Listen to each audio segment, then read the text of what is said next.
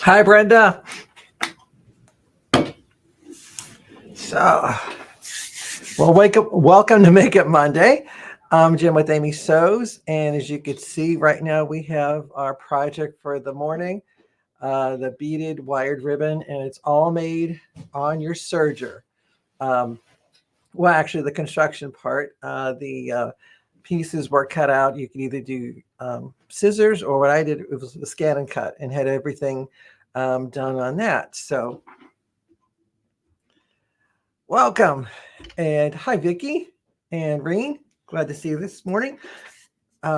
So basically, it's a really simple project. It's one of the things is knowing your serger helps.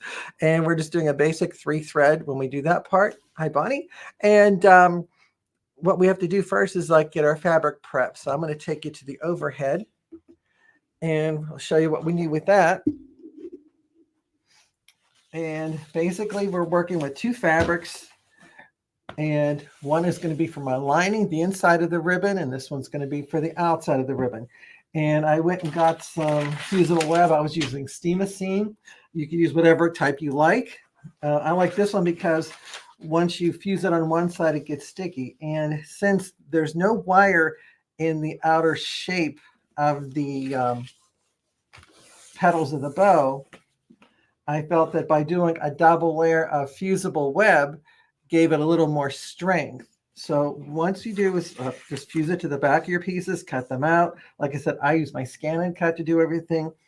And I actually added a little clip at the bottom of the petal so that whenever I cut them out, one was this way, and then I flipped it to mirror image, so that I knew that when they lined up, all the edges are the same. Because, you know, sometimes whenever you're cutting, or if you're using even like a scan and cut, you may, if you drew your own pattern, it's a little off. That way you can get them all the edges to line up. And once you have them fused on one side, I'm just going to release the paper on the side to expose the fusible web, just like that. And I'll do both of them. Okay. And then, so that you can make the actual bow pieces, I did use a piece of chenille, and I have it extending about like 1 inch on one end and about 2 inches on the other. So this can also give you an idea of how big to make each one of the petals of your bow. You may want to go pick up your chenille stems first to see what length you have that you can work with and do it that way. And then cut your pieces. And right now, because it is sticky on one side, my chenille stem is being held in place. And then I can lay the coordinating piece on top and just finger press it in position. Then I'll go to my ironing board and I'll iron it so I have a nice firm application of the chenille stem within the 2 pieces of the fabric.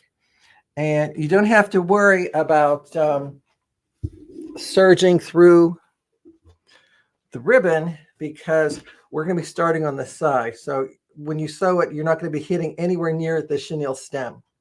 It's going to be right along the side. So again, I have the 2 layers of Steam-A-Seam on 2 layers of fabric. That way it gives it a nice body. And then I have a chenille stem going right down the center. And I found if you apply it to the outside part first, you won't see that little ridge of the chenille stem on the outside. You'll see it more on the inside, which is going to be hidden because you're, of course, going to fold it over like that. And then now you have to go to your serger and set it up. So I have my serger set up for a 3-thread. And you want to do a test serge to check your stitch length. Now, the Pearls package said that it was 4 millimeters. So what I did was I went to my stitch length and I set it at 4.5 because there is that space in between the pearls. So I set mine at 4.5 and I did a test serge just to see how it would sew out. And I'm getting where the needles are falling right in between the pearls, and that's where you want to go. So basically, this is going to self-feed it in. I'm using right now a Bernina L860, and I have the beading and sequin foot on. So it has a really nice groove that is going to flow in. And right now I have my blades disengaged. So you either lower them, like in this case, or you may want to just spiral them out of the way, but the blades are disengaged. You don't want any blades involved at all. I'm using normal tension on my serger, and I'm choosing thread that coordinates with the fabric. Now, when I first tried it, I thought, well, I don't want the red thread to be on top of the pearls. I want them to blend in. So I tried white in the loopers and red in my needles. It stood out. So I learned from that. So basically just use whatever color will go and blend in with your fabric. That's the one you're going to use. And when you line it up, you're going to just lift it up, the presser foot up, and I'm going to turn my needle a little bit so I can see where it's falling. And it's about 1/8 of an inch from the edge of the fabric. That's where I'm going to go. And then, of course, I'm going to be searing it in. And if you need to, you could just have the tip of the needle fold into the fabric so that way it'll keep it in place. And there's a really nice high groove in the back of the serger foot. That what makes it nice is that it'll just be the perfect guide to put the pearls in. And I'm just going to go in just like that. Now, it's a little easier when you're right in front of it. I'm off to the side so the camera can get a good view. And if you want, you can turn your hand wheel if you feel more comfortable doing that way. And I got a pretty good stitch length going there. So I'm going to give this a try again. And I'm going to serge right along the side. If you have a speed control, you may want to turn it down if that's more comfortable for you. And where am I looking? I'm looking right here. I'm seeing where the fabric is coming about 1/8 of an inch to the right of the needle. And I'm trusting that my serger foot is going to feed the pearls in for me. I don't have to do anything. And you want to go at a speed that you're comfortable with. And now that I'm getting to a turn, I'm going to turn it a little bit. And as I'm getting toward the end, I'll just take my scissors and come in here and I'll clip between the pearls. And I'm about a pearl or two shy of the edge. That's fine. And now to them at the end, if you want, you can actually just serge over the chenille stem. By doing that, that kind of acts as a back stitch, if you will, kind of keeping all the threads in line and keeping them from falling apart. So now you have it looking just like that. And you go to the overhead so you can see a little better. Oops.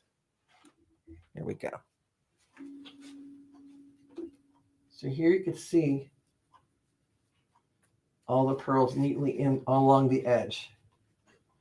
Now, when I started, I got a couple extra pearls up here. What I'll do is I'll just go ahead and come in and I'm going to clip those off. Even trim my tail a little bit. There we go. So now I'm ready to start the second side. So when I go to do the second side, I would set it up just the same way. But this is why you're going to want to trim a pearl or two away from the very end.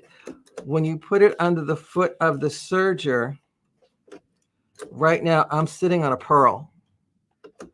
So what I need to do is come in here and I got to trim out that extra one.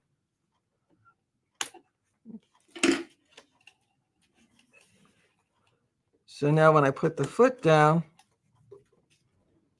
and turn my hand, well, I'm still catching the fabric, but I don't have the pearls inhibiting the movement of the foot. So I'm going to do the same thing to the opposite end.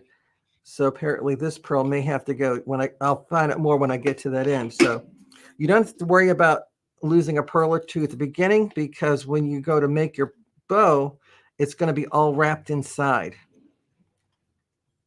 So it doesn't really matter if you lose a pearl or two just at the tip. Okay.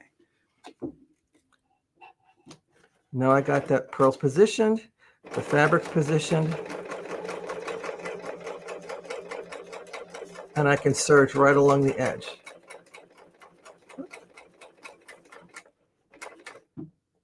Got it. So I'm at the end.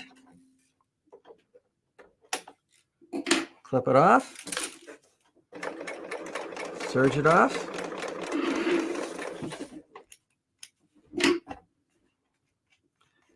And I got my beads put right along the very edge of the bow.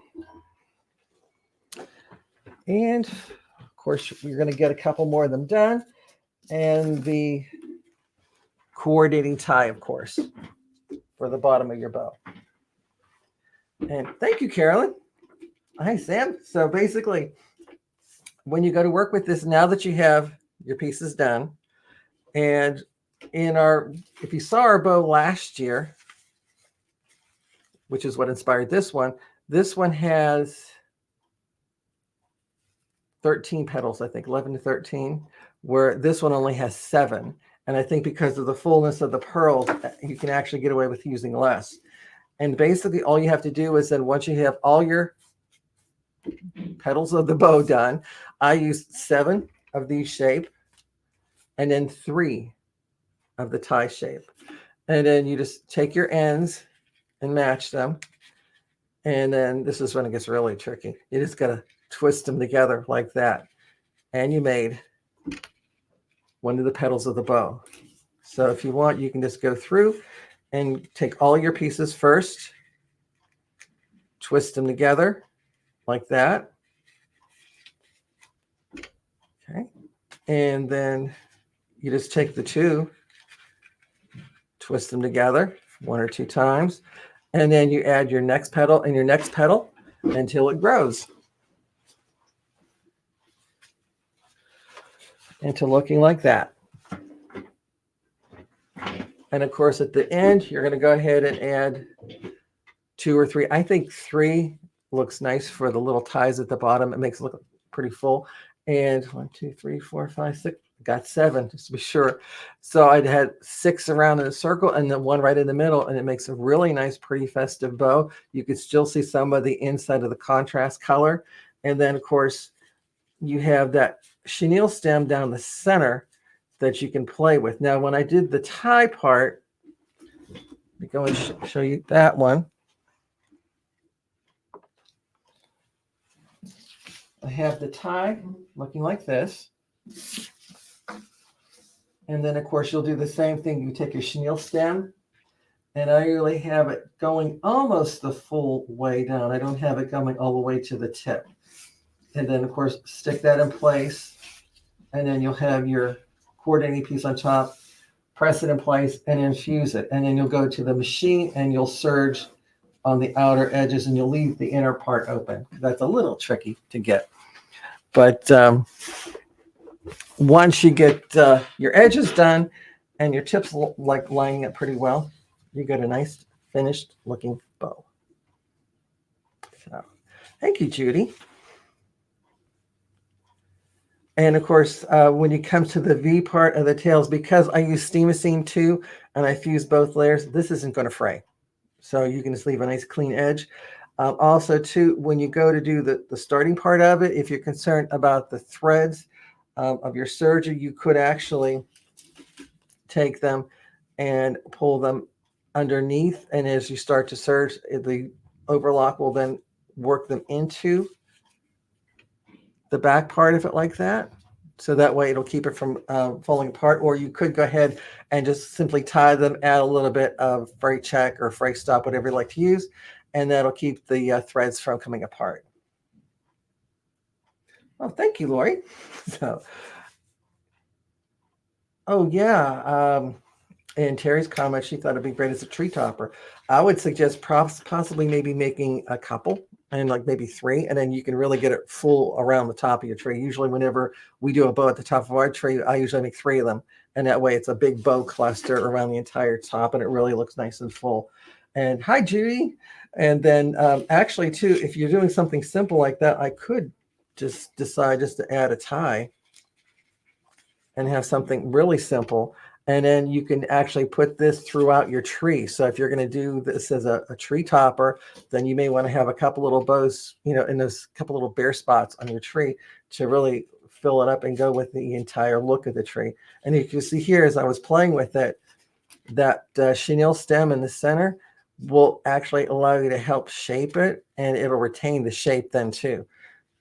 Much like if you did like on a wired ribbon that we did last year, where you could really go in and play with it because you had a chenille stem on either end.